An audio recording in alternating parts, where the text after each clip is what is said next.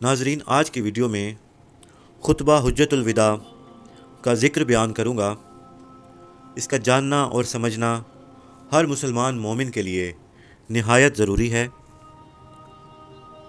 صحیح مسلم و ابو داؤد سے روایت ہے، 25 ذی القعدہ سن 10 ہجری کو آپ صلی اللہ علیہ وآلہ وسلم حج کے لیے مدینہ طیبہ سے روانہ ہوئے اور 4 ذی الحج کو مکہ معظمہ میں داخل ہوئے۔ وہاں سے 8 تاریخ کو منا اور 9 کو عرفات تشریف لے گئے اور وہاں قیام فرمایا۔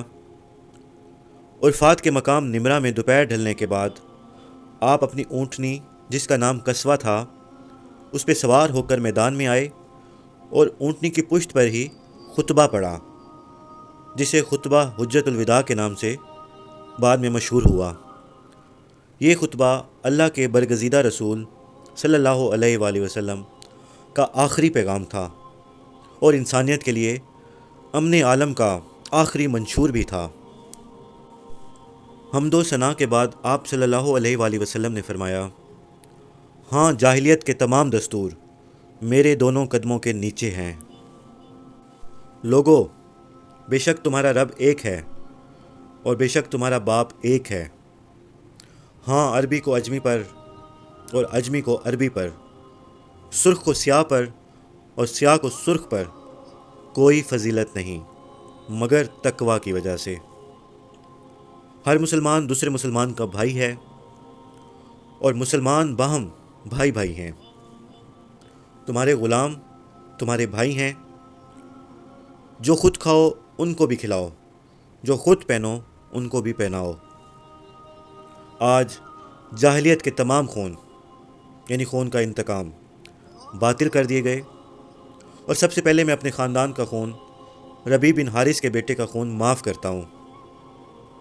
جاہلیت کے تمام سود بھی باطل کر دیے گئے، اور سب سے پہلے عباس بن عبد المطلب رضی اللہ تعالی عنہ کا سود باطل کرتا ہوں۔ عورتوں کے معاملے میں اللہ سے ڈرو، تمہارا عورتوں پر اور عورتوں کا تم پر حق ہے۔ میں تم میں ایک چیز چھوڑ کر جا رہا ہوں، اگر تم نے اس کو مضبوط پکڑ لیا تو تم کبھی بھی گمراہ نہ ہوگے، اور وہ ہے کتاب اللہ یعنی قرآن مجید۔ اللہ تعالیٰ نے ہر حقدار کو اس کا حق دیا ہے۔ اب کسی کو وراثت کے حق میں وصیت جائز نہیں۔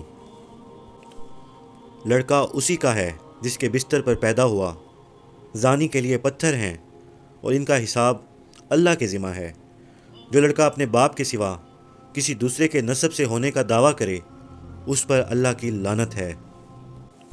ہاں، عورت کو اپنے شوہر کے مال میں اس کی اجازت کے بغیر کچھ دینا جائز نہیں۔ قرض ادا کیا جائے، عاریت واپس کی جائے، عطیہ لوٹایا جائے، اور ضامن تاوان کا ذمہ دار ہے۔ یہ فرما کر آپ نے مجمع عام کی طرف خطاب کیا، تم سے اللہ کے ہاں میری نسبت پوچھا جائے گا، تم کیا جواب دو گے؟ صحابہ نے عرض کیا کہ آپ صلی اللہ علیہ وآلہ وسلم نے اللہ کا پیغام پہنچا دیا اور اپنا فرض ادا کر دیا۔ تو آپ صلی اللہ علیہ وآلہ وسلم نے آسمان کی طرف انگلی اٹھائی اور 3 بار فرمایا، اے اللہ تو گواہ رہنا۔ اس موقع پر قرآن مجید کی یہ آیت نازل ہوئی، بسم اللہ الرحمن الرحیم، الیوم اکملت لکم دینکم واتممت علیکم نعمتی ورضیت لکم الاسلام دینا۔ اتمام کرم طواب ہو چکا اور اب ختم نبوت ہوتی ہے۔